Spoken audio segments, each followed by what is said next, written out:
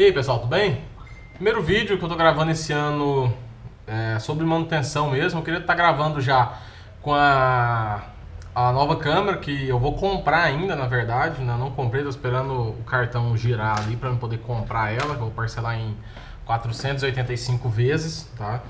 Mas esse aqui eu tinha que gravar porque esse aqui veio de uma assistência, tá? Esse notebook que eu vou mostrar já. Infelizmente é outro que não deu certo, tá? É um que eu já inclusive mostrei o mesmo modelo no ano passado, que acho que veio de fora, acho que veio de... um cliente mandou pra mim de outro estado, tá? Que tava com o mesmo probleminha. Deixa eu só tirar aqui para eu pegar o modelo dele.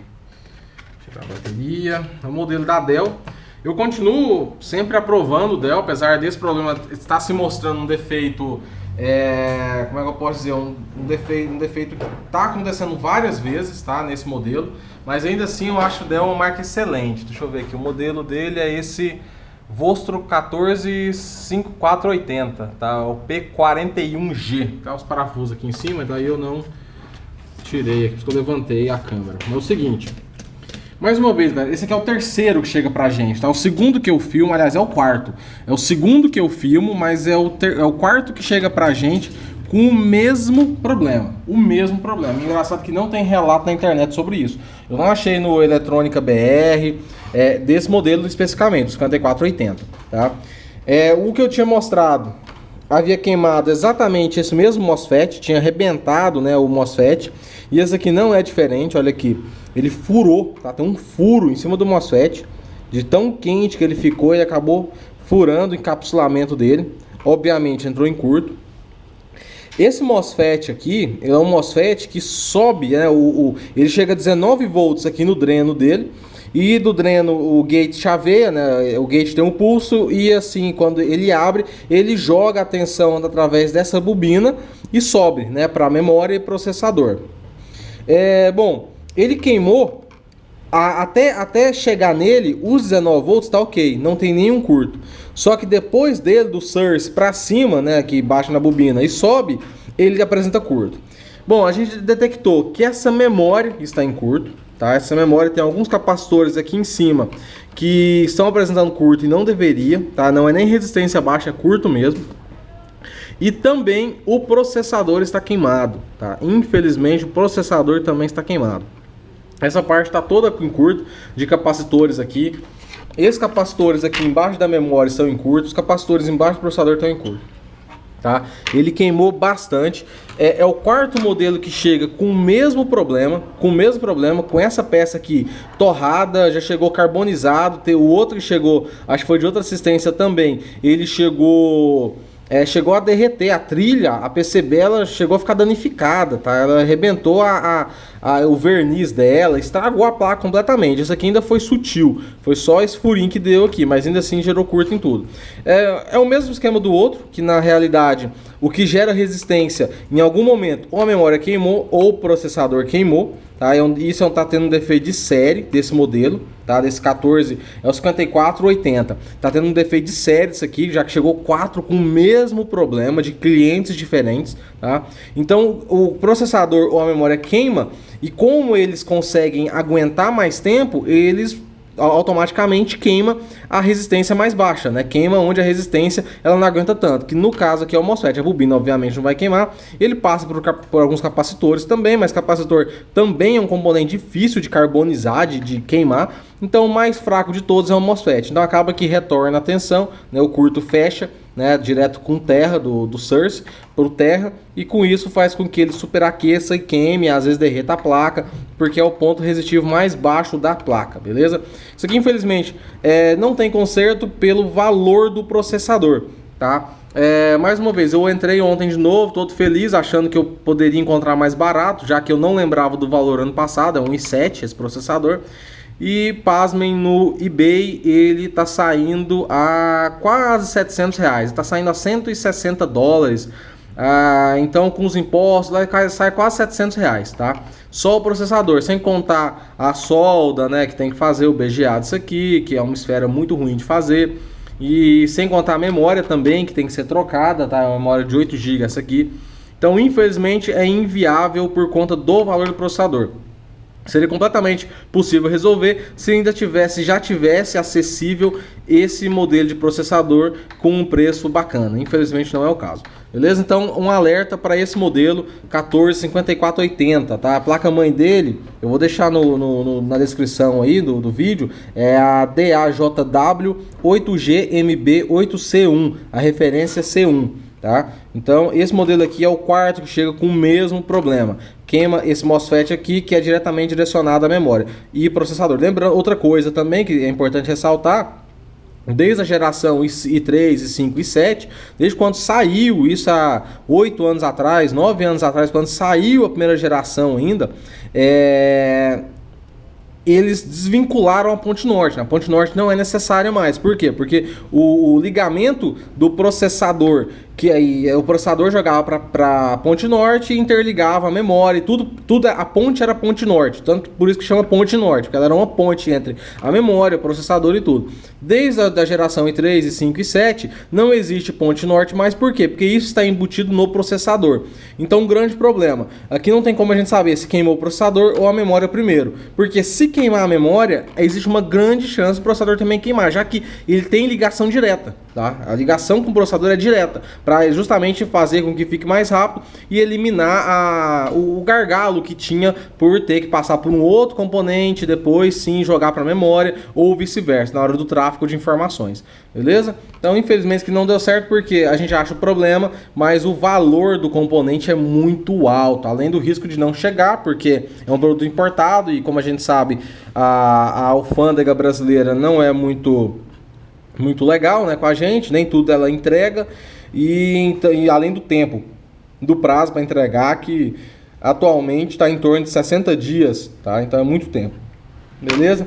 Então é isso aí, que infelizmente vamos entregar ele e eu vou tentar filmar o próximo ali para poder fechar esse vídeo. Valeu aí, pessoal. E aí, pessoal, tudo bem? Vou finalizar o vídeo, a continuação, na verdade, né, do outro Dell que não tinha dado certo, mas eu quero finalizar com um que deu muito trabalho para Mariana, mas deu certo, tá? Esse notebook aqui, ele veio, não me recordo da onde, tá? Eu me esqueci da onde que o rapaz mandou, mas ele veio de fora, tá? Ele veio de outro estado. Tô tentando lembrar onde que é. Mas enfim, o notebook chegou ligando sem dar imagem, tá? Bom, a coisa principal que fizemos nele, né, foi a troca da BIOS.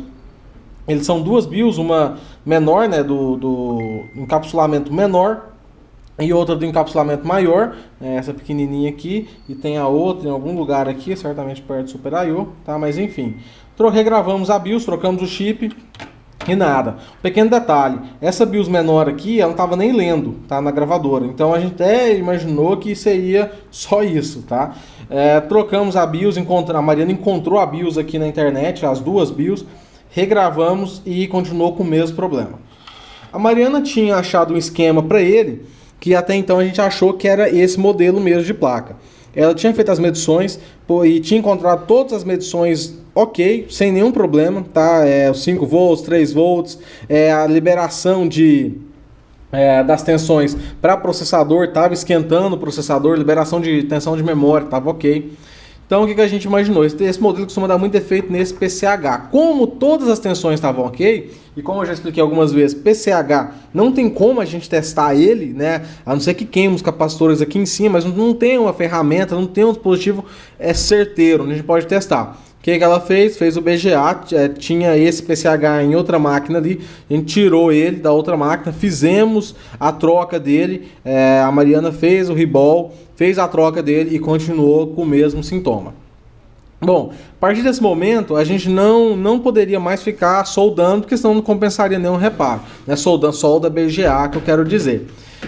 Então o que ela voltou a fazer? Depois tinha mexido na BIOS, trocado o PCH, memória, obviamente, ela testou outras, ela voltou a medir as tensões. Ela detectou que o esquema que ela tinha era muito parecido, mas não era igual. Por isso eu digo para todo mundo a importância de ter o esquema, tá? Isso é extremamente importante. Sem esquema dificulta demais a análise. Por quê? Porque fazendo as medições aqui, a máquina ligava e ela não desligava, e não dava imagem, e o processador esquentava, mas ainda assim ela não dava imagem. A importância das medições, por quê? Ela pensou que esse cooler aqui estava com problema. Por quê? Porque em momento algum, mesmo com o processador esquentando, o cooler girava.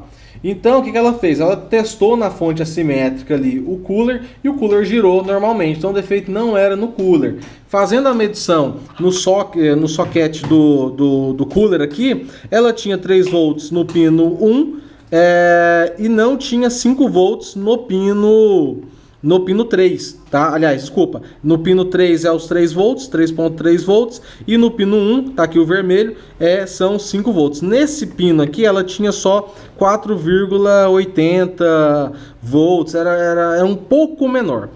Então a gente achou esse problema, né? A princípio achou esse problema no pino 1 do soquete do cooler. Estava errado o valor. O que ela fez? Ela viu que o esquema estava incorreto, e a partir disso, ela achou o esquema correto e encontrou o controlador do cooler. O controlador dele está desse lado aqui, Mariana? É esse aqui, né? Do meio. Então, o que ela fez? Através do esquema, ela encontrou a perna que controlava esses 5 volts aqui do cooler. E o que acontecia? Na perna, acho que 26 dele, a tensão que deveria entrar, que era de 5 volts, no esquema estava. A tensão ela chegava... eu vou mostrar daqui a pouco qual que era o defeito dele real, mas a tensão chegava 5 volts always on, né, sempre ligado, e era convertido para uma tensão de 5 volts run, tá? Run, né, de RUN, certo? E o que acontecia? A tensão ela chegava no MOSFET, ela chegava aqui pra gente com 4.8 volts. Olha a diferença, uma diferença mínima, de 5 volts para 4.8 volts. Isso aí quase não dá para imaginar que fosse um defeito. Mas mesmo assim, ela foi lá, a tensão estava correta, então como ela chegava nesse MOSFET de cá, deixa eu ver aqui, esse MOSFET aqui, ó. Nesse MOSFET ele recebe no dreno dele 5 volts always on, né, sempre ligado, sempre ele vai ter a presença de 5 volts. O PWM habilita, né, eu não lembro qual PWM que é, mas ele habilita o gate dele para liberar 5 volts. O que estava acontecendo? Sempre que ligava a máquina, o gate tinha 6.8 volts, que a tensão ele é um MOSFET N, né, então a tensão do gate tem que ser maior para habilitar. Sempre o contrário, N é maior e P positivo é menor. Então o gate dele estava liberando 6.90 e poucos, 80 e poucos volts e habilitava, só que saía só 4.82 volts desse MOSFET aqui. O que ela fez? Esse aqui é um FDN, alguma coisa assim, 8884. Ela achou na sucata ali e fez substituição. Por incrível que pareça, a máquina voltou a subir e dar vídeo. E provavelmente esse seja o problema dela. Fizemos a troca do PCH. Isso certamente foi desnecessário, nem precisava, mas como eu disse, não tinha como fazer teste, né? Não existe uma ferramenta de teste para isso. Aqui a outra BIOS é essa aqui. Não existe uma ferramenta de teste para isso, tá? Do processador, também um processador soldado na placa, também não existe ferramenta de teste para isso, né? Para testar o processador. Então fizemos como garantir isso aqui, por ser um tipo de componente, dá muito problema, tá? Eu vou ligar a máquina aqui. O MOSFET problemático é isso aqui, tá? Só por conta disso, porque certamente ele está aberto, então ele está passando menos tensão, e uma diferença de tensão tão pequena fez com que a máquina ligasse e não desse imagem, beleza? Eu vou ligar ele aqui e já mostro para vocês.